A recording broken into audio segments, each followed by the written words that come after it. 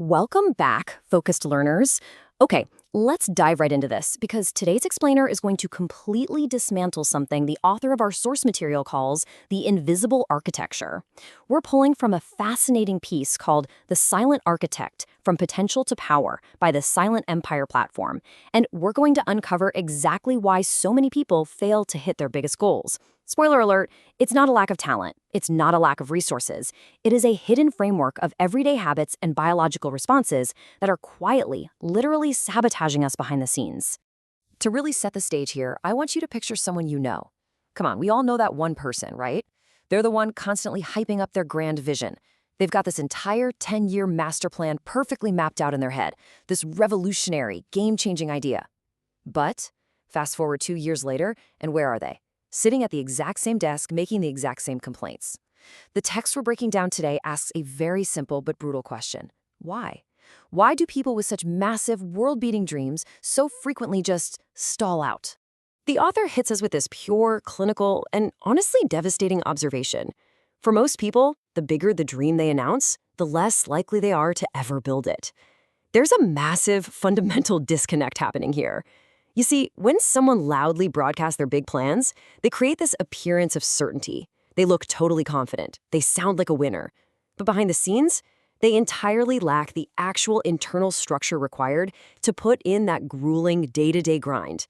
It's a wild paradox. The louder you announce the dream, the statistically lower your chances are of actually pulling it off. So why on earth does simply talking about our plans actually stop us from achieving them?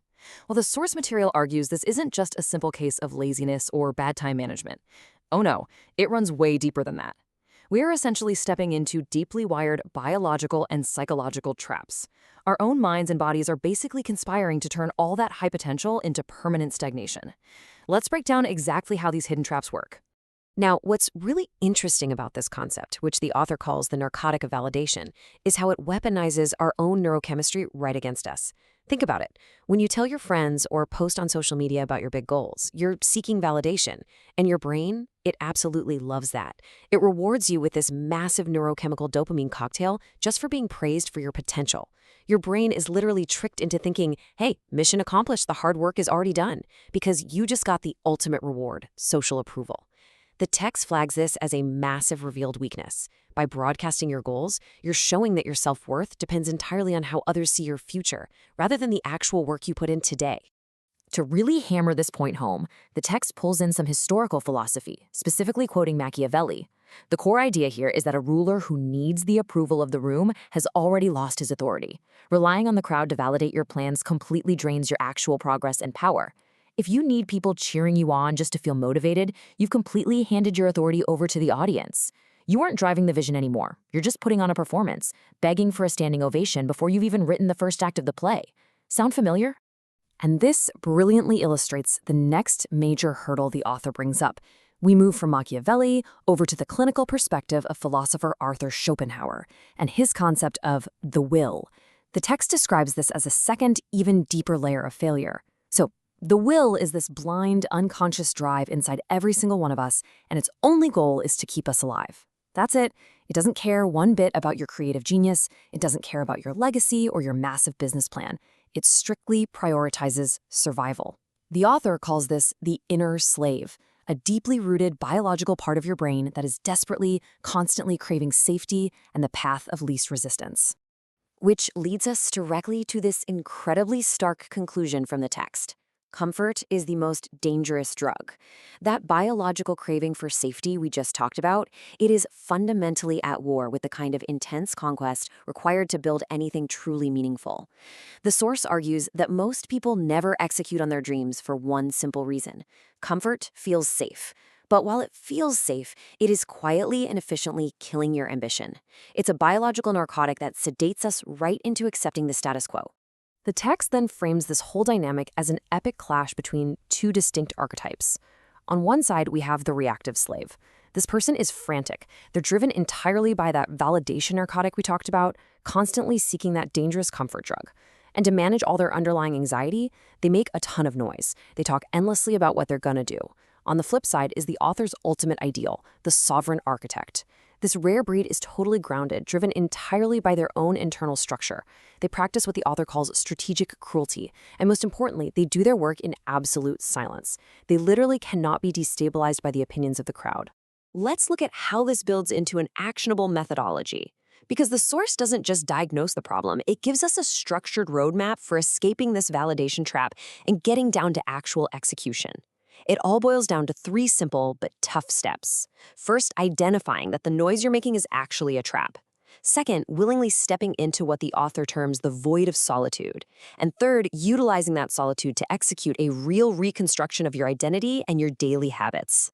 Steps 1 and 2 rely heavily on this one core concept, reclaiming your silence. The author makes a fascinating point here, stating that silence is the most underrated weapon in a strategist's arsenal, simply because noise is the enemy of progress. When you actively choose not to announce your plans, you immediately shut the door on doubt and sabotage from other people. The text practically demands that you weaponize your solitude. Instead of looking at being alone as a bad thing, you use that void as a forge. You burn away every single distraction, every single excuse, until the only thing left standing is the actual work that yields results. And that brings us to the real reconstruction phase, which demands a concept the author calls strategic cruelty. I know, it sounds super intense, but the text defines it very specifically. It is absolutely not about being cruel to other people. It's about being strategically, cold-bloodedly ruthless with your own weaknesses. When that inner voice, that survival-driven will, starts begging you for the comfort of a distraction or whining for some social media approval, the author says you have to crush that voice with the cold precision of a master strategist. It's about forcing actual execution, completely overriding your biological urge to take the easy way out. So the crucial point is, what does it actually look like when someone pulls this reconstruction off? The text lays out the defining traits of the sovereign architect. First off, they don't sit around hoping success is just going to magically pick them. They operate on an internal locus of evaluation, meaning they choose, evaluate, and decide their path based on their own incredibly strict standards. They don't need to fill the silence with noise to manage their anxiety because they're genuinely comfortable being alone. And ultimately, they build their craft completely independent of anyone else's applause or presence. So, ask yourself right now, are you judging your progress by your own strict standards, or are you still relying on the noise of the crowd? As the source material nears its conclusion, the author throws down a very specific call to action. They prompt readers who are truly ready to make this shift to type the phrase "I choose with open eyes" in the comments, framing it as a way to physically claim dominance over one's own potential. Furthermore, the author opens the doors to an exclusive, gated community called the Architect Tier, which the text describes as an inner circle strictly for learning these advanced psychological dismantling strategies. The text then leaves us with this incredibly powerful maxim: build in silence, emerge in force. It serves as the perfect final reminder of this entire philosophy we've just unpacked. True legacy, it's never written loudly in a crowded room or everyone is watching and patting you on the back. It is forged in the dark. It's built in total silence, through the quiet, grueling daily accumulation of hard choices. That silent accumulation is exactly what eventually forms undeniable character and absolute power. Which brings us to one final, deeply provocative question straight from the source material. After digging through the biological traps of validation, the literal danger of getting too comfortable, and the immense power of strategic silence, the text challenges you to take a hard look at your own life. Are your current habits, all that planning, talking, and seeking approval, are they just writing a tragedy of unrealized potential? Or are you finally willing to step into the void, shut out the noise, and author a mythology of dominance?